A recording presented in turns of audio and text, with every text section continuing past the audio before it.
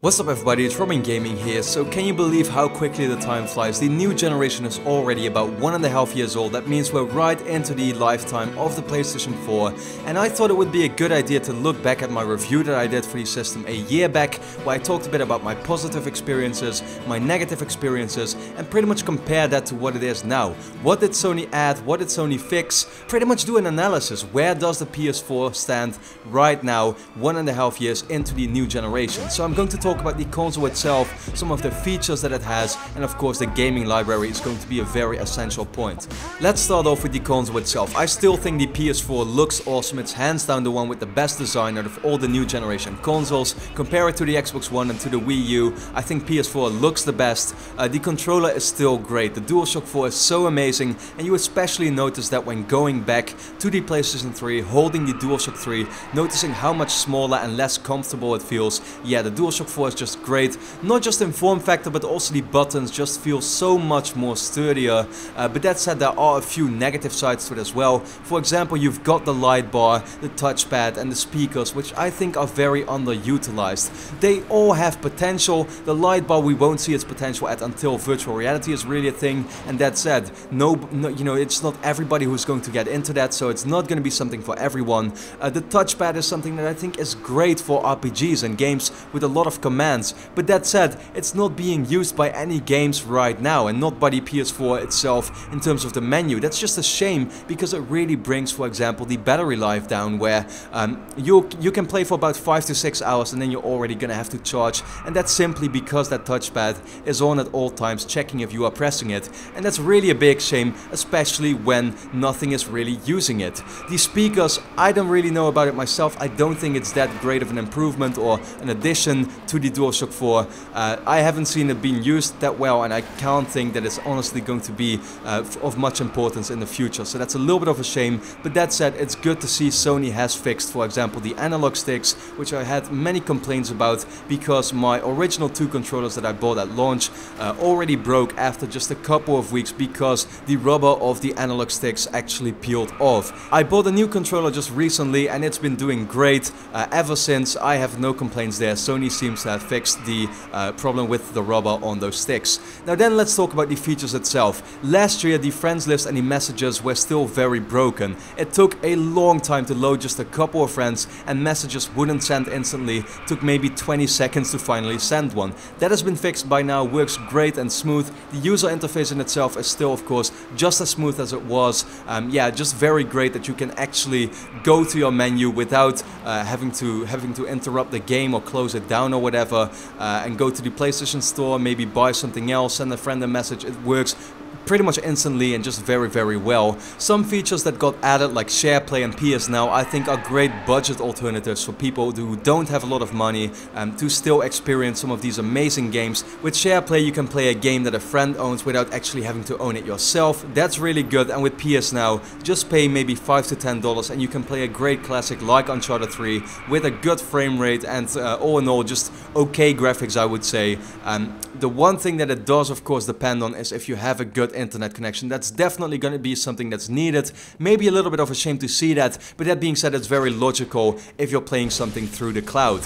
Rest mode was something that Sony had promised ever since the get-go, the announcement of the PS4 back in February of 2013. It's great that now, you know, that feature is finally here and it's working fantastically. For example, just play a game, turn your PS4 off, turn it back on, and it loads up instantly right from the point where you left off in maybe 2 to 3 seconds. All in all, one of the features that I'm most excited about myself, and I think is all in all great, and good to see Sony finally has added that. Still, some things are missing. For example, media playback is something that a lot of people have been complaining about. Me myself, not really personally. I don't really need to play any videos or music while playing my games, but still, you can now do that by using a USB device, but it would be good to see Sony actually fix that and that you can store those files on your hard drive. And also one flaw that I would say myself, I think the PS4 really has, is that the friends list feels a little disconnected. It takes a couple of extra presses to get to it. There are no online friend notifications, and it all in all makes you feel like you're not as connected to this world like you were with the PS3. I constantly had the feeling on PlayStation 3 that I knew what my friends were doing. I was talking to them That simply doesn't happen as much on the PS4, and that's maybe a little bit of a shame to see, something that I would definitely like to see being changed.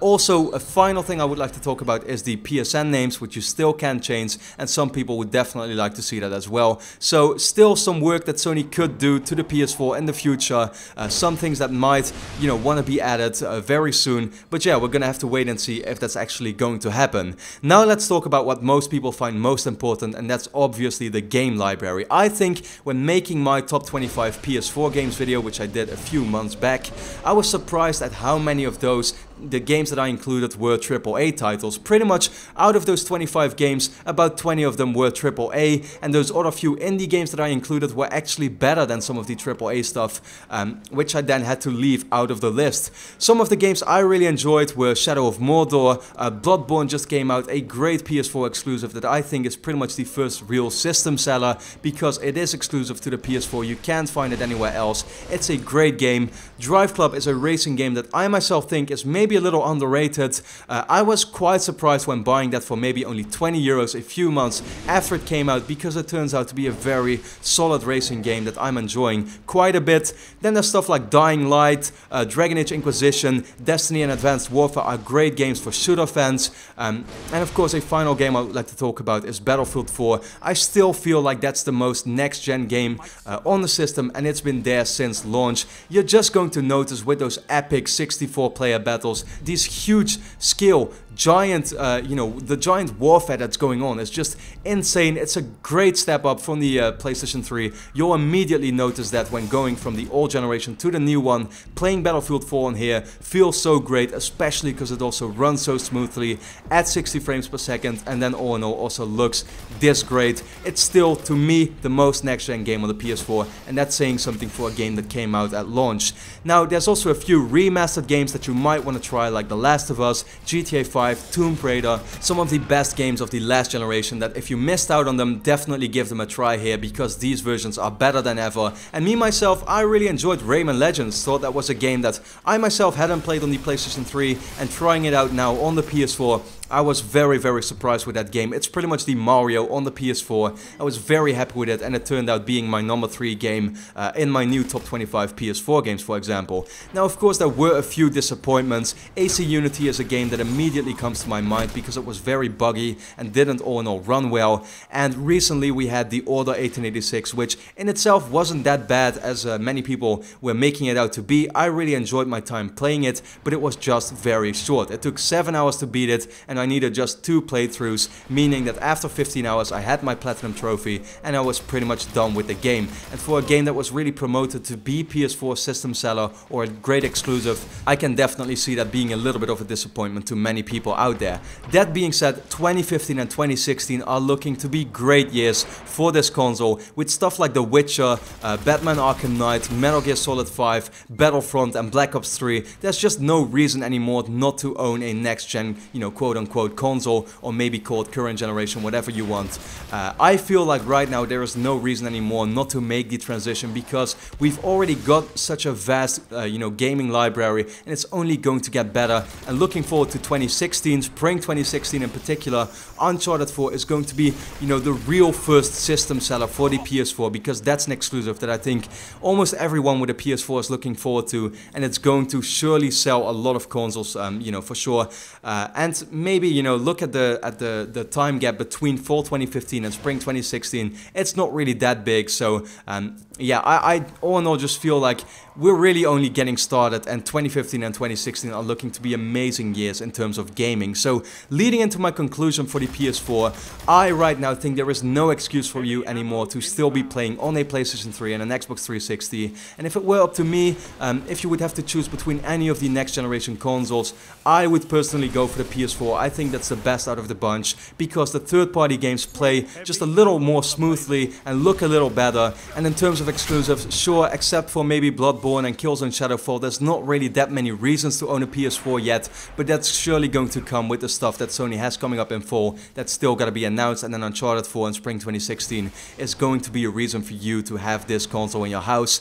And all in all, like I said, there is no reason anymore to play on the old generation. This new generation has finally taken off. myself. Everybody seems to be talking about it. Nobody is ever talking about the PS3 and the 360 anymore. And me myself, I'm very happy about that. I think that's a very good sign, and I can't wait to see what is coming up for the PS4. The console itself is great. I love the controller. A lot of the features have been fixed and added. So right now, Sony has done everything to set the PS4 up for a great upcoming couple of years. And then it's just only going to be the games that are really going to decide how great this generation is going to be in the future. And there I have no doubt that it's going to be very, very good. I can't wait to see what's coming up. And oh no, I'm not going to give a score for my PlayStation 4 review. I normally do give a score in my reviews, but I don't really feel like that's something that's needed for this particular kind of review where you're reviewing a console. But I myself, I'm very happy with the system so far, and I think it's only going to get much better. So with that being said, I would like to know your thoughts on the PS4. Do you own one,